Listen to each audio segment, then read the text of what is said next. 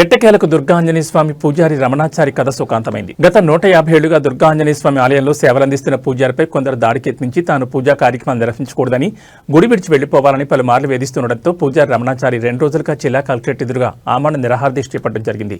స్పందించిన జిల్లాధికారులు మంగళవారం అర్ధరాత్రి పోలీసుల ద్వారా రమణాచారి దీక్షను భగ్నం చేసి ప్రభుత్వ ఆసుపత్రికి తరలించారు. బుధవారం ఆయన్ను శ్రీ దుర్గా ఆంజనేయ స్వామి ఆలయం వద్దకు తీసుకెళ్లారు. ఈ సందర్భంగా అప్పన్న ప్రదీప్న బ్రాహ్మణ సేవా సంఘ సమాఖ్య రాష్ట్ర అధ్యక్షులు జ్వాలాపురం శ్రీకాంత్ మాట్లాడుతూ సమష్టిగా ఆలయ అభివృద్ధికి సహకరించుకుందామని సూచించారు.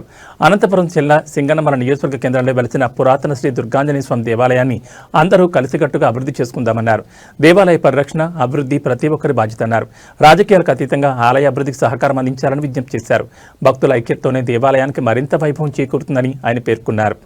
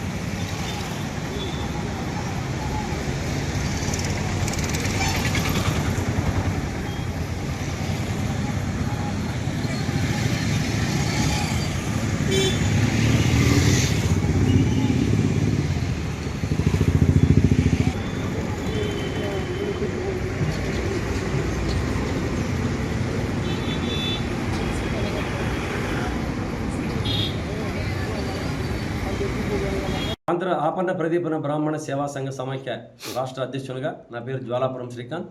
స్వామివారికి అండగా ఉండాలని ఈరోజు వారిని దేవస్థానంకు పిలుచుకొని వచ్చి ఇక్కడ ఉన్నటువంటి సింగనమల కాన్స్టిట్యున్సీలో ఉన్నటువంటి ప్రజలు కూడా అందరూ రావడం జరిగింది. అందరూ వచ్చిన మేరకు అందరికీ వారి అభిప్రాయాన్ని తెలియజేసి స్వామివారిని ఈ యొక్క స్వామిని అర్చన పూజలు చేయడానికి, నిత్య కైంకర్యాలు చేయడానికి మరి ఆలయంలో స్వామివారిని ఈరోజు వదిలిపెట్టడం జరిగింది. ఎమ్మెల్యే గారి వాళ్ళ అమ్మగారు ఇక్కడ చైర్మన్గా ఉండడము, దీనివల్ల నానా రకాలుగా ఇక్కడ నిధులు ఉన్నాయి, నిక్షేపాలు ఉన్నాయి అనుకుంటూ కొంచెం అంతా ప్రచారాలు వచ్చినాయి. అందరూ కూడా తెలియజేశారు కూడా ఇక్కడ నిధులు నిక్షేపాలు ఉన్నాయంటే.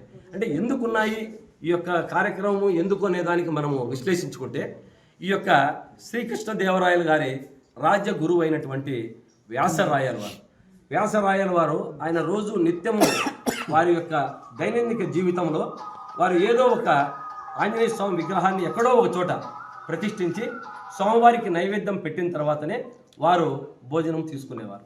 ఇటువంటి కార్యక్రమంలో వ్యాసరాయల వారు చాలా చూస్తాం. పెనుగొండలో దాదాపు 350 రోజులు, సంవత్సరం రోజులు ఉంటే ఆయన 350 రోజులు కూడా రోజు ఒక ఆంజనేయ స్వామి విగ్రహాన్ని ప్రతిష్ఠించి స్వామివారికి నైవేద్యం సమర్పించి తర్వాతనే వారు భోజనం అరిగించేవారు.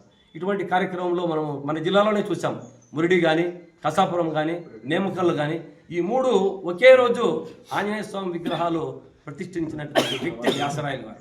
అటువంటి వ్యాసరాయల వారు ఈ యొక్క ఆంజనేయ స్వామి వారిని ఇక్కడ ప్రతిష్ఠించడం వల్ల మనం శ్రీకృష్ణదేవరాయల కాలం కాబట్టి ఇక్కడ ఏదైనా కూడా ఇన్సిడెంట్ జరిగిన వెంటనే ఈ యొక్క విగ్రహంలో కింద కానీ ఈ కొండలో కానీ నిధులు ఉన్నాయి, నిక్షేపాలు ఉన్నాయి అని అనుకోవడంలో తప్పు లేదు, అనుకుంటారు కూడా.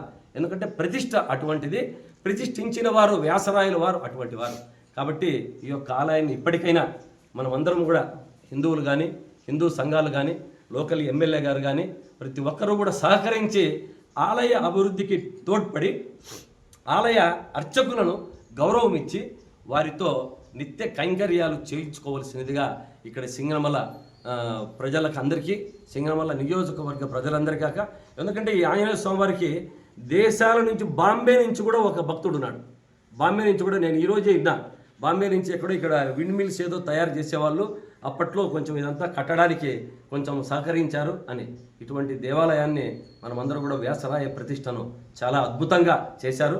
ఈ యొక్క ఆలయాన్ని మరింత అభివృద్ధి వైపు స్వాముల వారు అందరితో పాటు తోడ్పాటుగా ఉండి ఆలయాన్ని మరింత అభివృద్ధి చేసుకొని హిందువులంతా సంఘటితంగా సమిష్టిగా ఈ యొక్క ఆలయాన్ని మనము బాగా అభివృద్ధి చేసుకుందామని చెప్పి నేను మీడియా ద్వారా సింగనమల ప్రజలకే కాదు మన యావత్ భక్తులందరికీ కూడా నేను తెలియజేస్తున్నాను. జై శ్రీరామ్. జరుగుతున్నటువంటి ఈ యొక్క దేవాలయము స్వామి మీద దాడులు కానీ స్వామిని బయటికి పంపించడం కానీ జరిగిన విషయమై అందరికీ తెలిసిన విషయమే. 2 రోజుల నుంచి స్వామి మన కలెక్టర్ ఆఫీస్ ముందు, అనంతపురం కలెక్టర్ ఆఫీస్ ముందు ధర్నా చేయడం జరిగింది. ఈ 2 డేస్ అయిన తర్వాత కొంచెం ప్రభుత్వ అధికారులు, పోలీసులు అందరూ కూడా స్వామిని నిన్న అర్ధరాత్రి అక్కడ నిరాహార దీక్షను విరమించి